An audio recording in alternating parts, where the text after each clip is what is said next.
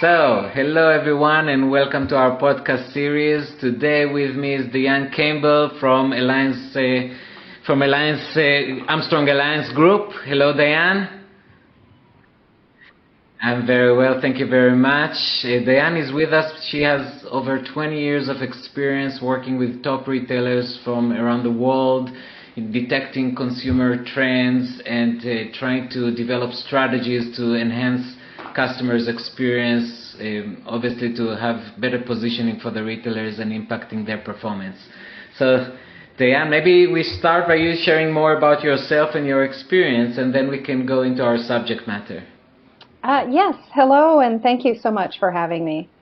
I work with the Armstrong Alliance Group, which is a collection of consultants and experts with a lot of industry research or industry capabilities, and we run the gamut on skills and abilities. So we make a really good team because there's always someone who knows what a client needs. Our focus is really helping clients to perfect their marketing strategies, their go-to-market strategies, business strategies, sales conversations, and value propositions around at the intersection of technology and retail, and helping really get the ROI out of their technology and to streamline their customer experience. Yes, which leads us directly to the subject matter that we'll talk today, which is the gap between technology and customer experience, which sometimes not really meet. We all know that retailers are trying to develop more and more to use technologies in order to gain competitive edge, in order to improve their business, and this could be technology at the back end, trying to be more efficient or trying to have better merchandise at the stores, or also at the customer facing, having like self-checkouts and digital screens and using cameras to detect customers' choices and all of those things. And they're trying to use this in order to give better experience to customers, but sometimes it's not really there, is it, DeAnn? No, it's really interesting. Retailers today have become very shareholder-focused instead of customer-focused. And so a lot of them are running their businesses like corporations, serving stock price and valuation and trying to increase their profit margins. Absolutely great thing to do, but if that's your only focus, you're going to run the business very differently than if your focus is to really serve the customer and build that long-term relationship with your customer. And those two things are not incompatible, but they represent different business strategies. So a lot of companies I see think, wow, we're having troubles hiring staff. Let's use self-checkout to solve that problem for us, so then we don't need as many staff. And that's as far as they think, and they install that technology without looking at the bigger picture. What is the real problem? What is the customer experience going to look like after they install that technology? And are they in fact going to create more problems than they solve? Which, if you're a grocery store, self-checkout is probably causing you more problems than it is solving currently. Doesn't mean it's the wrong technology. It just means, excuse me, you've used the wrong strategy to implement it. Yeah. I think, DeAnn, what you're saying really resonates with me, and because the way you describe it, it all starts from the objective. When you are trying to implement a new technology, if your objective is inward, if you're trying to improve your own measurements, then many times you will go astray. For example, as you mentioned with the self-checkout, if you're doing this in order to save headcounts, which maybe it's a good objective to achieve, but if that's your objective, then many times you will go astray and you start to compromise customer service. Did I get it right? Absolutely. If you look at, there's a grocery store chain close to me. It's called Kroger. And Kroger is really technology focused. They have a great team that is doing wonderful things around technology. And I have to admit they do their homework, which is great. However, they did fall into that trap with trying to use self-checkout to solve their full-time headcount problems. And they implemented it. They went into the implementation thinking we're going to speed things up for the customer, and we're going to reduce our headcount. This is going to be great. Customers are going to love it because it's so much faster. At the end of the day, and I go to this grocery store numerous times, a couple times a week, the opposite is really what's happened. So they've created these long, slow lines because you can't, self-checkout is really not the right name for it. It isn't completely self-served. You have to have staff to come over. Every time a barcode doesn't scan properly, a staff person has to come over and fix it. Every time you purchase something that needs an ID check, the staff person has to come over and scan your ID. If you have an item that's too heavy to pick up out of your shopping cart, a staff person has to come over and help you with that. There is a need for staff at a self-checkout. So what they should be doing is looking at that self-checkout as a way to improve the employee experience, to really reduce the number of steps that an employee has, not eliminate them, but reduce them so that they can really focus on customer experience. And then the end result is, yes, it is faster, and yes, you do need a few fewer headcount, but not eliminating those headcount. And the customer really is happier.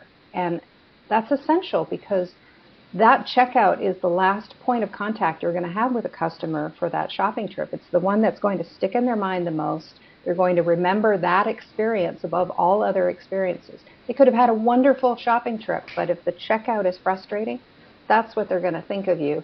And they may look for other places to shop the next time they have to go. Yeah, I can see that totally. I can also recall incidents where you try to apply technology for inventory management, and if you are not careful to really make sure that you're doing it in order to have the right product at the right place at the right time, which is to better service customers.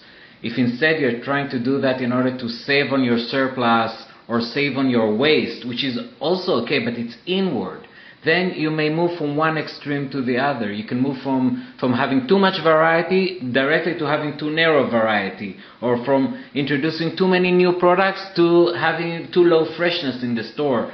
You have to keep in mind always the customer experience as the objective, no? Absolutely. And sometimes some groceries are starting to go a little too far on the home delivery side, and so they're stocking their stores for staff to come and pick the products off the shelves for home shipping rather than for a customer to shop the store themselves. And this is really a mistake in managing your profit margins, because home delivery really has a strong impact on your profit margin. E-commerce typically has a profit margin around 2 to 4%. But if you can get the customer to come into your store and shop in the store, your profit margin is closer to 20 to 40%. So there is a real incentive to create this wonderful customer experience. As you say, stocking the right products, making sure staff have access to that inventory in their hands while they're there on duty the whole time, so that if a customer is looking for something, it's just an instantaneous way of letting them know where it is, and to make sure you have it available for the customer. So it really is in how it's executed. Absolutely. DeAnn, do you have more experience to share, more stories to share about technologies that were maybe installed with the right intentions but didn't result in what was intended after all? There's one gas stations, so convenience stores, gas stations. Gas stations were very quick to think, let's put ads on our gas pump. This is going to be great. Customers are going to see ads while they're pumping gas because they're standing there for 4 to 6 minutes with nothing to do. And so a lot of companies were very quick to install these gas pump machines and maybe put ads on it for products in the store to entice customers to come in the store. But they didn't realize that when a customer is standing there pumping gas, they're not looking at the gas pump, they're looking at their cell phone. And so investing in gas pump screens is not as profitable and not as convenient for the customer as investing in mobile ads, a mobile app. some kind of technology Absolutely. that pings off of your mobile phone. That's another example of implementing technology with your own objectives in mind, not looking at the customer. Absolutely. Exactly. Another Yeah. one is those giant cooler screens. I don't know if you've seen those in stores where the whole glass door of the cooler is a digital screen, and it shows the Correct. In Walgreens, for allegedly. example, you see it. Exactly. It shows the products that are supposed to be inside the screen. And those products are monitored by cameras, so they are supposed to be updated in real time. But the sad truth is the technology doesn't necessarily work the way it's supposed to. And there is a high incidence of the product showing on the screen not being available when they open up the cooler door. And customers find that very, very frustrating. And they really don't like looking at a screen and making a choice from a screen. They're going to open the door and look at the product and try to decide what to purchase. And so these very expensive cooler screens taking up the entire door are actually causing friction between the customer and their product instead of helping them make a decision. Yeah, absolutely.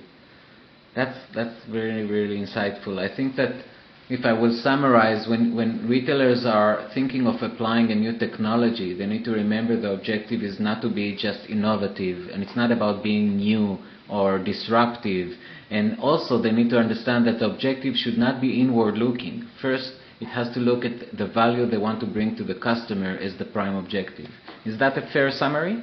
It absolutely is. Another great example is Starbucks. I should probably own stock in Starbucks because I drink so much of it. So I'm in there quite often. But that really got me thinking and studying customer behavior in queues. And the time works differently when you're in a queue. And there is lining up to place your order. Time moves very, very slowly when you're doing that. You're stressed, I just want my coffee. Hurry up. After you've placed your order, all the stress goes away and time moves much more pleasantly and you're not as stressed. And it can actually take longer to get your coffee than to place your order, but it feels like the opposite. So understanding that, the technology solution is very simple. You can just create a leaderboard to let people know where their place is in line, and once they've placed their order, where it is in the queue of having it made. And just that knowledge that you're not going to lose your place in line, you're not going to run out of something, you don't have to worry, you know what your situation is, helps eliminate the frustrating part of lining up. We all know we have to wait in queues. And people are pretty good about it if they have that emotional comfort that everything's going to be okay, I've got my place in line, I don't need to worry, it's all taken care of, they're not going to miss me. So DeAnn, to conclude, I always like to ask my interviewers, the people I talk to, what is their vision about the future? How would retail look like 5-10 years from now? I think that retail is going to look incredibly different. I think right now the focus is omnichannel, multi-channel. Everything is all about blending channels. I think in the future, there's all of that nonsense is going to go away, and there's just going to be one channel. One channel, that's the customer, and there are going to be different tools that are used to serve the customer along their journey, their shopping journey. Some will be online, some will be offline, but they are all going to work through the same operational team. And that's the biggest challenge in retail right now is you have too many silos, too many different departments that don't talk to each other. Even within the marketing team, you have a social media team and an in-store marketing team, and they don't always talk together. They don't have the same goals. They're not measured by the same reward system. And so they can actually even be in competition for corporate dollars at times. If that was all one team and you implemented everything as a unit, then I think your decision making would be reduced. The number of staff you would have to implement anything would be reduced. You would be so flexible that if a new social media channel popped up tomorrow, TikTok went away and something new came up.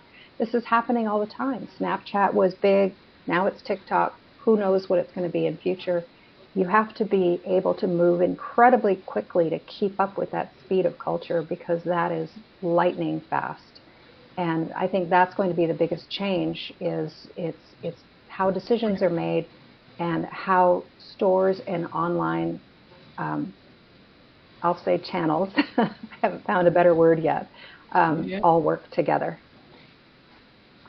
I think, DeAnn, what you just described, I see it, and it repeats itself in many discussions I have, that as retail operations become more and more complex, they create more and more subsystems trying to simplify their operation, but each subsystem becomes like silos.